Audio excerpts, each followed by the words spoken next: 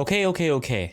A Poppy Playtime video in 2024. I know, I'm late to the whole thing, but I finally got the time I had to play through the series. Recently, I've been trying to go through all my Steam games and complete stuff so I can add it to a completed folder. God forbid if I ever finish that. I have a really bad habit of going, oh, wait a second. This game I don't even care to buy is on sale now. I guess it's mine. I just gotta start off and say that I was really shocked by how much I enjoyed it. For some reason, the Poppy Playtime craze went right by me in 2022. It was literally everywhere. I'd walk down the mall playing Pokemon Go and just see Huggy Wuggy staring at me from one of those center booths. Kids be wearing t-shirts and they would have mommy long leg dolls. I just didn't understand the craze and I honestly didn't watch anything, so that's why I'm so late when it comes to this. Honestly though, I understand the hype behind it now. It had a lot of controversy when it came out and was big behind how they marketed the toys to the kids and how you'd have to pay for chapters versus a whole game. And this is honestly all I ever saw on Twitter and YouTube, so I avoided it thinking it was bad, but I'm kind of glad I gave it a chance just so I could see, oh, this is what the world was talking about. I'm not gonna go into every single little detail. I'm not game theory, but I wanna go over 5 categories that I think is important to go over for my review for this game. What I feel is important to go over is the atmosphere and the music of this game, the story of the game that we have so far, what gameplay mechanics make this stand out from others, how are the horror visuals versus other games, and the controversy that surrounds this game. Immediately, as I boot up Poppy's Playtime, I'm pulled in by the music choice they went with. The menu has this theme that is heavily inspired by the Caretakers' It's Just a Burning Memory, which if you aren't aware is a very bizarre album that is supposed to simulate what it is to go through dementia, which is already a massive fear I have in life. If you haven't listened to the album yet, I recommend you give it a try and see how far you can get. I would love to play it for you, but due to YouTube's copyright system, if I sneeze and it sounds a little bit too much like a Drake song, he comes banging at my door demanding for every single cent in my pocket. But anyway, besides from the music, they do a great job at the sound effects, adding in just the right amount of creepiness to keep you on your toes, but you can also enjoy the game as well with some of the fun mini games and puzzles. Just want to mention too that a lot of the video I will be showing is from my live stream of when I played through it, so if my lips and stuff don't match up with what's going on, I just want to make that clear. The game takes place in an abandoned factory, which doesn't sound like much, but because it's a toy factory, there's just a lot of cool mechanics you can use for the puzzles, as well as the environment, and everything just kind of matches well. There's a lot of nostalgia in this, especially with me being a 90s kid. I can see things like TVs with aux cords and stuff like that, as well as there's old posters and the pop-out cutout boards.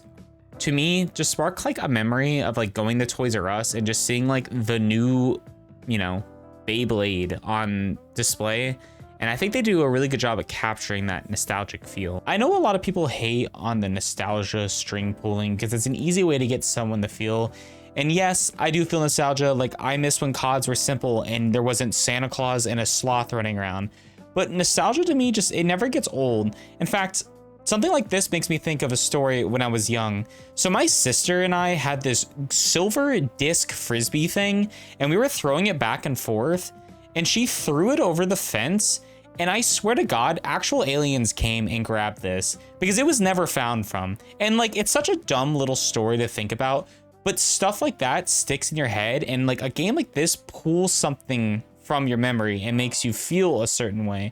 And I just think that's a really clever strategy. For story, I don't really have too much to say. It's pretty simple, but it's still fun for a horror game.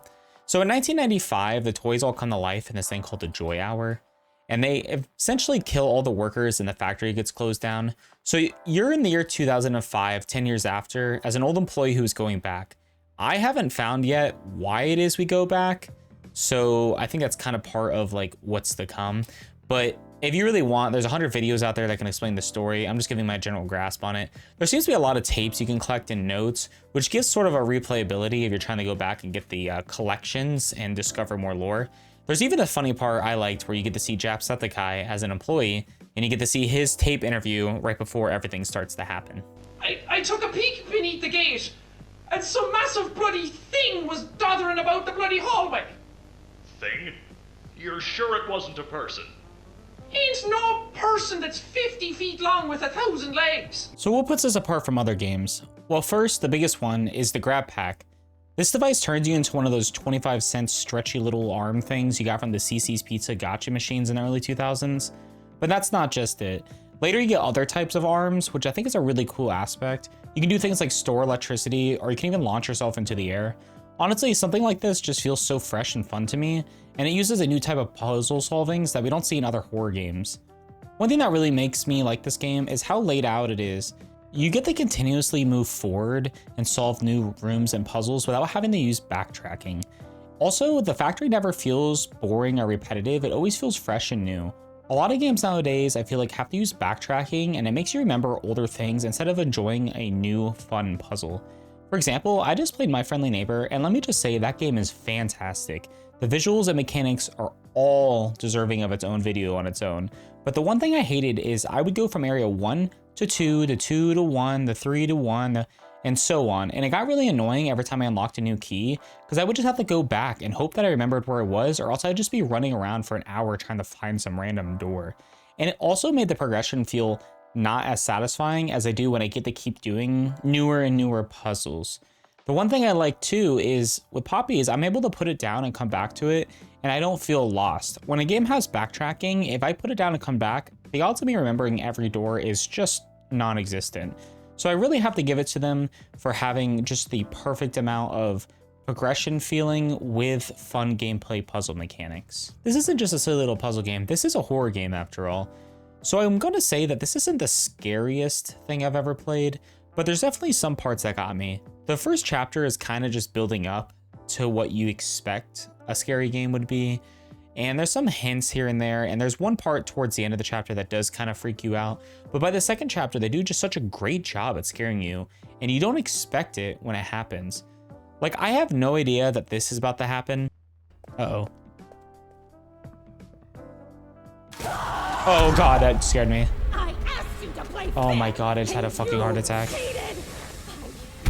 I just thought that was gonna be the next area I had to go to. No way in hell I thought it was gonna happen, and here I am having a heart attack. So the horror, I'm not gonna rave about it being something crazy and groundbreaking, but if you're new to the horror genre and you don't want to be ridiculously scared and want to sort of, you know, inch your way into it, this game feels great when that's what you're looking for. Well, we're on to the last part. Yep, them. Wouldn't be modern times without them. I was told they really shove the toys in your face, and the chapters they sell one at a time in order to make more money off of their players, but I just want to go over these. First off, the toy sales, yes, they do show them in game, but it's just in the corner, and you really can't even notice it. It's not like a YouTube or Twitch ad that's gonna just be shoved in your face every 10 minutes. It's kind of gentle and honestly, pretty nice. Because if you're a fan and you want real merch, there's just so many knockoffs off there, and you could just buy it through this. It's a safe and reliable way. Now, the fact I see these in the kids area at Target is kind of crazy because how brutal the game can be at times, but I don't know, man. The kids are playing shooters now at the age of 6, so what do I know? Now, yes, it might be annoying, but again, just the knockoffs, I can't really blame them. This affects everybody, it's not just them.